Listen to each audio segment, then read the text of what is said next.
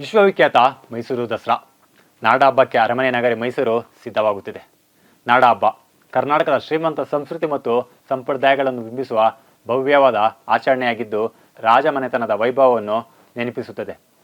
ರಾಜ್ಯದ ಅತಿದೊಡ್ಡ ಮತ್ತು ಪ್ರಮುಖ ಹಬ್ಬಗಳಲ್ಲಿ ಒಂದೆಂದು ಪರಿಗಣಿಸಲಾದ ದಸರಾ ಅಂದಿನ ಮೈಸೂರು ರಾಜವಂಶದ ಅರಸರ ನೇತೃತ್ವದಲ್ಲಿ ಜನಸಾಮಾನ್ಯರ ಹಬ್ಬವಾಗಿ ಬೆಳೆಯಿತು. ಸಂಪ್ರದಾಯಗಳೊಂದಿಗೆ ಮುಂದುವರಿಯುತ್ತ ದೇಶ ಸ್ವತಂತ್ರ ಮತ್ತು ಗಣರಾಜ್ಯವಾದ ನಂತರ ಇದನ್ನು ಕರ್ನಾಟಕ ಸರ್ಕಾರದ ಆಶ್ರಯದಲ್ಲಿ ಆಚರಿಸಲಾಗುತ್ತಿದೆ. 2025ರ ವಿಶ್ವವಿಖ್ಯಾತ ಮೈಸೂರು ದಸರಾ 11 ದಿನ ಕಾಲ ನಡೆಯಲಿದ್ದು ಸಿಎಂ ಸಿದ್ದರಾಮಯ್ಯ ನೇತೃತ್ವದಲ್ಲಿ ಅದ್ದೂರಿಯಾಗಿ ಆಚರಿಸಲು ತೀರ್ಮಾನಿಸಲಾಗಿದೆ. ಗಜಪಯಣ, ಜಂಬೂ ಸವಾರಿ ಸೇರಿದಂತೆ ವೈವಿಧ್ಯಮಯ ಕಾರ್ಯಕ್ರಮಗಳು ನಡೆಯಲಿವೆ. ಆದರೆ ಈ ಸಲದ ದಸರಾ ಉದ್ಘಾಟನೆ ಮಾಡುವವರು ಯಾರು ಎಂಬುದು ಕುರಿತು ಬಿಸಿ ಚರ್ಚೆ ನಡೆಯುತ್ತಿದೆ. ಹಲವು ಸಾಧಕರ ಹೆಸರುಗಳು ಕೂಡ ಮುನ್ನೆಲೆಗೆ ಬಂದಿದೆ.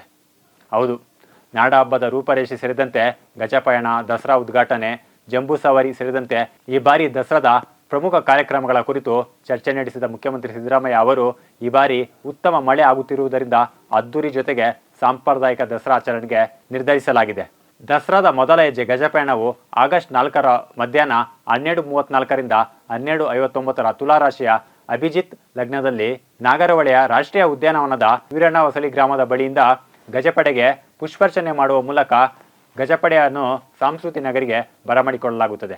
ನಂತರ ಉದ್ಘಾಟನೆ ಹಾಗೂ ಜಂಬೂ ಸವಾರಿ ಸೆಪ್ಟೆಂಬರ್ 22ರ ಬೆಳಿಗ್ಗೆ 10:10ರಿಂದ 10:40 ಶುಭ ವೃಶ್ಚಿಕ ಲಗ್ನದಲ್ಲಿ ಚಾಮುಂಡಿ ಬೆಟ್ಟದ ವೇದಿಕೆ ಕಾರ್ಯಕ್ರಮದಲ್ಲಿ ನಾಡ ಅಧಿದೇವತೆಗೆ ಗಣ್ಯರಿಂದ ಪುಷ್ಪಾರ್ಚನೆ ಮಾಡುವ ಮೂಲಕ ದಸರಾಗೆ ಚಾಲನೆ ಸಿಗಲಿದೆ. ಬಳಿಕ 11 ದಿನಗಳ ಕಾಲ ದಸರಾ ಕಾರ್ಯಕ್ರಮಗಳು ನಡೆಯಲಿವೆ.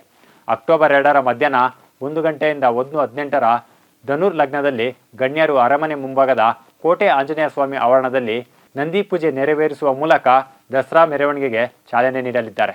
ಅಕ್ಟೋಬರ್ 2ರಂದು ಸಂಜೆ 4:42ರಿಂದ 5:06 ಶುಭ ಕುಂಭಲಗ್ನದಲ್ಲಿ ಜಂಬೂ ಸವಾರಿ ಮೆರವಣಿಗೆ ಸಾಗಲಿದ್ದು ಮೆರವಣಿಗೆ ಸುಮಾರು 5 ಕಿಲೋಮೀಟರ್ ದೂರದ ಬನ್ನಿ ಮಂಟಪದವರೆಗೆ ಚಿನ್ನದ ಅಂಬಾರಿ ಹೊತ್ತು ಗಜಪಡೆ ಸಾಗಲಿದೆ. ಈ ಮೂಲಕ ದಸರಾ ಮುಕ್ತಾಯವಾಗಲಿದೆ. ಈ ಬಾರಿ ದಸರಾದ ವಿಶೇಷತೆ ಎಂಬಂತೆ ಕಳೆದ ಬಾರಿ ಸರ್ಕಾರದಿಂದ 40 ಕೋಟಿ ರು ಅನುದಾನ ನೀಡಲಾಗಿತ್ತು. ಈ ಬಾರಿ ಅದಕ್ಕಿಂತಲೂ ಹೆಚ್ಚಿನ ಅನುದಾನ ನೀಡಿ ಅದ್ದೂರಿಯಾಗಿ ಆಚರಿಸಲು ನಿರ್ಧರಿಸಲಾಗಿದೆ. ಪ್ರತಿ ಜಿಲ್ಲೆಗಳ ಸಾಧನೆ ಸಾರುವ ಸ್ತಬ್ಧ ಚಿತ್ರಗಳು ಜೊತೆಗೆ ಗಾಂಧೀಜಿಯವರ ವಿಚಾರಧಾರೆಗಳಿಗೆ ಅವಕಾಶ ಕಲ್ಪಿಸಲು ನಿರ್ಧರಿಸಲಾಗಿದೆ. ಮೈಸೂರು ದಸರಾ ಉದ್ಘಾಟಿಸುವವರು ಯಾರು? ಎಚ್.ಡಿ. ದೇವೇಗೌಡ, ಡ್ರಾವಿಡ್, ಅನಿಲ್ ಕುಂಬ್ಳೆ ಹೆಸರು. ವಿಶ್ವವಿಖ್ಯಾತ ನಾಡ ಹಬ್ಬ 2025ರ ದಸರಾ ಮಹೋತ್ಸವ ಈ ಬಾರಿ 11 ದಿನಗಳ ಕಾಲ ಸಂಭ್ರಮದಿಂದ ನಡೆಯಲಿದೆ. ಆದರೆ ಈ ಸಲದ ದಸರಾ ಉದ್ಘಾಟನೆ ಮಾಡುವವರು ಯಾರು ಎಂಬುದರ ಕುರಿತು ಸಾಕಷ್ಟು ಬಿಸಿ ಚರ್ಚೆಗಳು ನಡೆಯುತ್ತಿವೆ. ಮಾಜಿ ಪ್ರಧಾನಿ ಎಚ್.ಡಿ. ದೇವೇಗೌಡರು, ಕ್ರಿಕೆಟರ್ಗಳಾದ ರಾಹುಲ್ ದ್ರಾವಿಡ್, ಅನಿಲ್ ಕುಂಬ್ಳೆ, ಸಾಹಿತಿ ಬಾನು ಮುಸ್ತಾಕ್, ಬಿ ಜಯಶ್ರೀ ಹೆಸರು ಮುಂಚೂಣಿಯಲ್ಲಿವೆ. ಸಿಎಂ ಸಿದ್ದರಾಮಯ್ಯ ಅವರ ರಾಜಕೀಯ ಗುರುಗಳು ಹಾಗೂ ಮಾಜಿ ಪ್ರಧಾನಿ ಎಚ್.ಡಿ. ದೇವೇಗೌಡರಿಂದ ಈ ಬಾರಿ ದಸರಾ ಉದ್ಘಾಟಿಸಬೇಕೆಂಬ ಆಗ್ರಹ ಕೇಳಿಬರುತ್ತಿದೆ. ರೈತ ಹೋರಾಟಗಾರರಾಗಿ ರಾಜ್ಯದ ಮುಖ್ಯಮಂತ್ರಿಯಾಗಿ ಪ್ರಧಾನಿಗಳಾಗಿದ್ದಾಗ ಕರ್ನಾಟಕಕ್ಕೆ ಶ್ರಮಿಸಿದ್ದಾರೆ.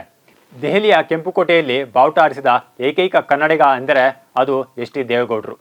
ಹೀಗಾಗಿ ಒಕ್ಕಲಿಗ ಶಾಸಕರಲ್ಲದೆ ಹಿರಿಯ ಶಾಸಕರು ಕೂಡ ಒಗ್ಗೂಡಿ ದೇವೇಗೌಡರಿಂದ ದಸರಾ ಉದ್ಘಾಟನೆ ಮಾಡಬೇಕೆಂದು ಆಗ್ರಹಿಸಿದ್ದಾರೆ. ಹಿರಿಯ ರಾಜಕಾರಣಿಯ ಸಂಧ್ಯಾಕಾಲದಲ್ಲಿ ಗೌರವ ಕೊಡಬೇಕೆಂದು ಮನವಿ ಮಾಡಲಾಗಿದೆ. ಇತ್ತೀಚೆಗೆ ಅಂತಾರಾಷ್ಟ್ರೀಯ ಬೂಕರ್ ಪ್ರಶಸ್ತಿ ಪಡೆದಿರುವ ಹಾಸನದ ಮಹಿಳೆ ಬಾನು ಮುಸ್ತಾಕ್ ಅವರ ಹೆಸರು ಕೂಡ ಮುಂಚೂಣಿಯಲ್ಲಿದೆ. ಮಹಿಳಾ ಸಾಧಕಿಯಿಂದ ಈ ಬಾರಿ ದಸರಾ ಉದ್ಘಾಟನೆ ನಡೆಸಲು ಚಿಂತನೆ ನಡೆದಿದೆ ಎಂದು ಸಿಎಂ ಸಿದ್ದರಾಮಯ್ಯ ಈಗಾಗಲೇ ಹೇಳಿದ್ದಾರೆ.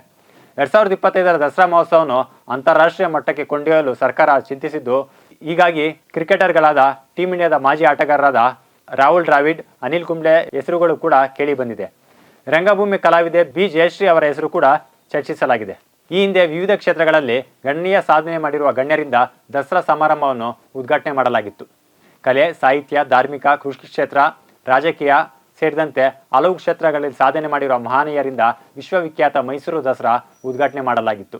ಡಾಕ್ಟರ್ ರಾಜ್ಕುಮಾರ್, ಸಿದ್ಧಗಂಗಾ ಶ್ರೀಗಳು, ರಾಷ್ಟ್ರಪತಿ ದ್ರೌಪದಿ ಮುರ್ಮು ಸೇರಿದಂತೆ ಅನೇಕರು ದಸರಾವನ್ನು ಉದ್ಘಾಟನೆ ಮಾಡಿದ್ದರು.